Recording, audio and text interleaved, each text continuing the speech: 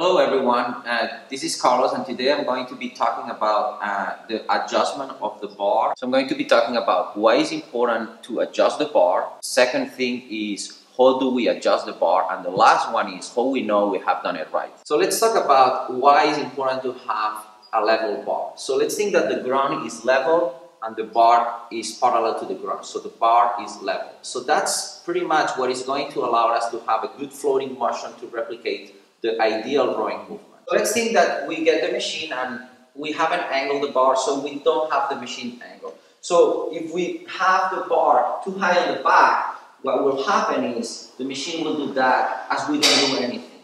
And if we have the bar too low on that part over there, the machine will slide, not doing anything to the back. If you take the bar and you raise it a little, it's easier. If you turn clockwise, the bar goes down, this part of the heat gets shorter.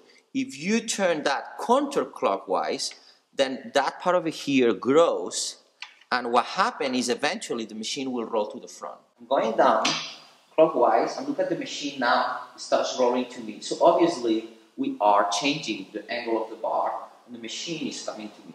So the Rp3 is over 7 feet long bar. So you could see that you have a long way to move on the bar, and that's especially good for rowers with very long legs, which are going to use a huge part of that bar. Here is like a pretty tricky key to see if we are angling right the bar. So did you see this has a curve? So the reason of that curve is that it helps us to find the right rhythm as we are rowing. So we're going to get the seat, as you come, here is the seat and here is the curve. So the ideal rowing will be when the angle of the bar is done in a way that the seat gets into the beginning of the curve, and that's it.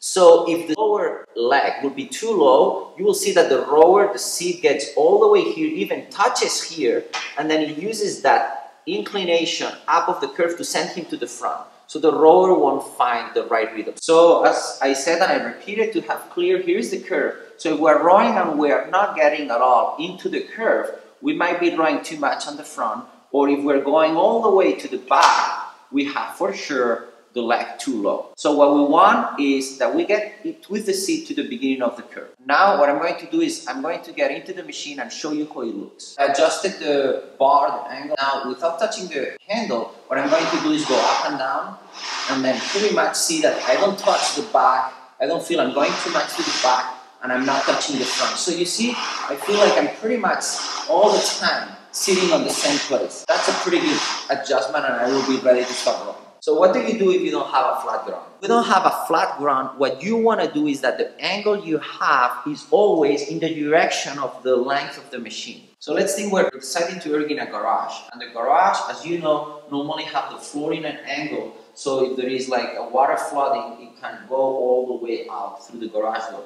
So what we'll do is take the machine and say, okay, we want to put it on the direction going to the garage door. And obviously here on the front, it will be lower because the ground is going down, and then in the back. So what we could do is come here and turn it to lower that part, so we find that totally good angle to row. I believe adjusting the bar right is one of the first important steps to have a good rowing experience practice. This is Ben Carlos. Thank you for watching.